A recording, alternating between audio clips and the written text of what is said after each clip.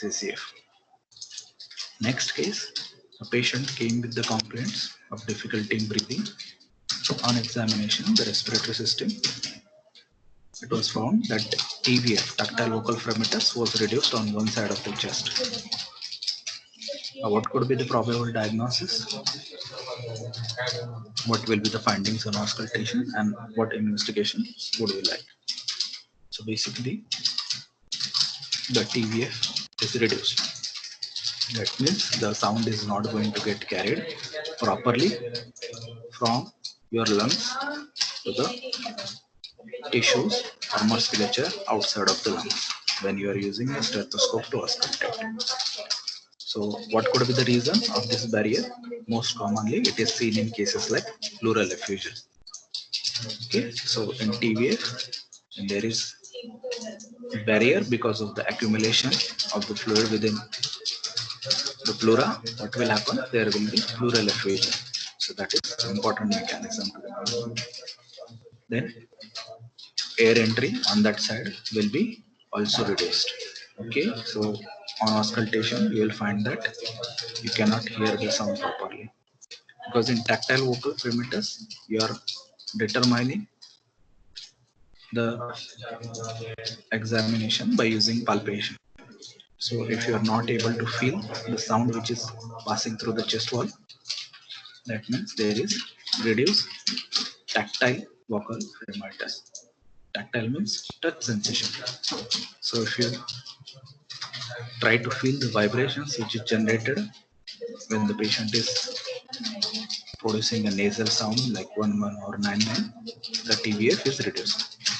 But on auscultation, same thing, the vocal resonance will be reduced. Okay, so that is very important to remember. Now the investigations you will require is chest X-ray or even examination of the pleural fluid. In fact, we'll discuss what happens when you want to collect the sample from pleura, that is tapping of the pleura. So if you do the pleural tapping procedure and collect the sample from pleural cavity, that can be used for therapeutic purpose or diagnostic purpose. Okay, that means you can use it for relieving the symptoms of pleural fluid accumulation so the person feels better. Okay, so if the person is having difficulty in breathing, if you relieve the pressure, if you release the pressure by taking out the fluid, the person is trying to breathe properly, then his breathing will become much easier. Now you can take that fluid and observe that fluid for any signs of malignancy or infection that can be done by pleural tapping. So this is an X-ray. You can clearly see that on one side there are clear spaces, and on the other side, okay, you can see that there is white opacity. Okay, so clear difference on both sides. Okay, so left side and right side. On right side, you can see clear accumulation of fluid. So this is a very important mechanism to remember, where the pleural fluid can be diagnosed by using even simple investigations like X-ray. You don't need to do anything beyond that. Okay. Now next case, on examination of respiratory system, the patient was found that the trachea was shifted to one side. So they have already given the condition and they have asked the pathologist where the tracheal shift happens. So this is again related with the trail sign. Okay. So they have asked whether the trachea shifts on same side or opposite side, and in which conditions this changes happens. So if you talk about pleural effusion again, take a common example. It can cause shifting of the trachea to the opposite side. You can see contralateral deviation. Contralateral means to the opposite side. What is ipsilateral? That means towards the same side. So this is a very important mechanism by which there is shifting of the trachea. So opposite side shifting of the lung or trachea during pleural effusion is one example. Okay, so you can also get other cases of opposite side shifting, like any accumulation, like hemothorax for blood accumulation, pneumothorax air accumulation, biothorax pus accumulation. Okay, anything which causes shifting to the opposite side. Even growth of a tumor on one side can push the mass, medius tunnel mass, and trachea on opposite side. So that is common example. But then where do you get similar side shift? Similar side shift can actually happen in cases like fibrosis or collapse of the lung. Okay, so here there is an example which is given of the shifting of the trachea. You can clearly see the difference of the sternocleidomastoid muscles on both these sides. Okay, so there is shifting of the trachea because of pulling of the muscles. You can see the muscles are pulled. Now the underlying factors which causes this thing is either fibrosis or collapse. Okay, same side shift. So this is a very common presentation.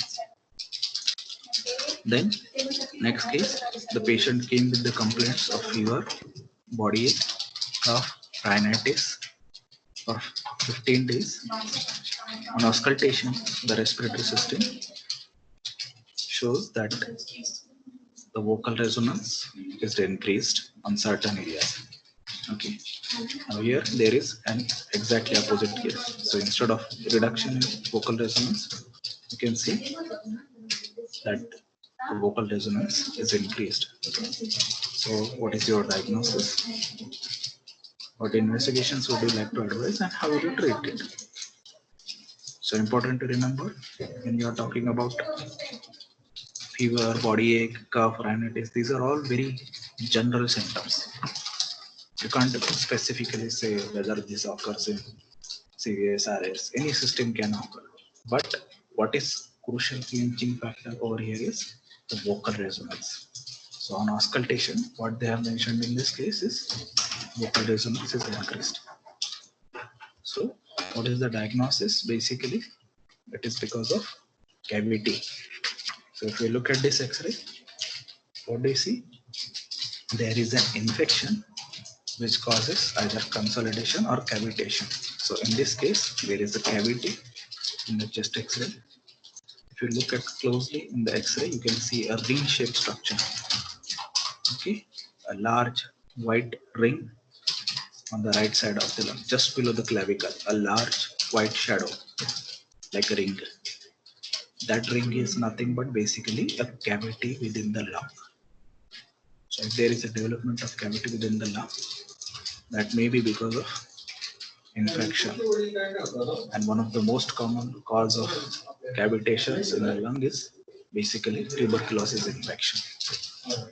So again, because tuberculosis is very prevalent, very common in India, we can get these conditions and these type of presentations in X-ray very commonly. So for investigation, you can go for chest X-ray or even CT scan. Okay. So sometimes if there are small cavities which are not clearly visible, although many times you do get small cavities also on X-ray clearly, but CT scan will give you even more clear picture. Then and also remember to treat the cause by specific antibiotics. So for tuberculosis, you can use anti-tubercular drugs, or any other type of infection, you can use specific type of antibiotics. The next case is 30 years old, thin, emaciated female patient came with the complaints of fever, cough, and breathlessness. The finding shows increase in respiratory rate, decrease expansion of the right side of the chest, dull note on percussion on right side. So basically, there is increase in respiratory rate, tachypnea. So definitely, this is a sign of infection. Then, if there is an infection, it may be because of some sort of microbial organization. It may be viral, bacterial, whatever. But the important finding is, along with the infection is specifically present in lungs. Why this is so? Because they have also mentioned that there is decreased expansion of the right side of the chest. So on examination, we have found out that the infection is present in the lungs. Because fever, cough, breathlessness, this can be present in other type of infections also, even cough and breathlessness. But specifically, expansion which is decreased on right side indicates that this is related with the lungs. And other thing they have also mentioned is dull note on percussion. Now, dull note usually, as we know, is seen in case of obstruction or any kind of watery filled substance. So in this case, that may be because of pleural effusion. So if there is a pleural effusion and there is decreased expansion of the right side of the chest, you have to remember the same condition can be treated by finding out the type of infection that you are having. So again, if the investigations are done for this disorder, you need to do a chest x-ray. And after chest x-ray, you can also go for CT scan. But important is you need to sometimes also do pleural tapping, especially if the effusion is significant, which causes difficulty in breathing. So what about the pleural tapping? Now, this is a procedure which requires a needle so that you can pierce the pleural cavity. Okay, usually done from the back. You can see the position of the subject who is in a sitting position with his back exposed. Okay, so there is an insertion of the needle through the intercostal space below the level of the pleural fluid. Okay, so usually done in mid-scapular line and lateral to the spine. So yeah, so as you don't cause any other complications. Because if you hit the spinal nerves, that is going to create problem. Okay, so that is very important to remember. So when you insert the needle, you can also see that there is a seal which is formed. Okay, so that there is no exposure to the outside pressure. Okay, so that is to avoid the collapse of the lung. And it is also collected into a bag which is going to go for cytological examination. So you can see clearly in this picture on a patient, you can see the needle at the back of the patient, which is inserted through the intercostal space. Okay, so and that medical staff you can see is doing this pleural tapping through a towel. Okay, so that is very important to remember. Now there is another test which is a variation of this, but it is a specific diagnostic test if you suspect conditions like cancer. Sometimes, in very rare cases, there may be a malignancy which causes pleural effusion and also mild fever. So in those cases, you need to go for cytological examination of malignancy. How do you do that? By a procedure called as lung biopsy. So this is another important invasive procedure which can be done for the lung disorder. Okay.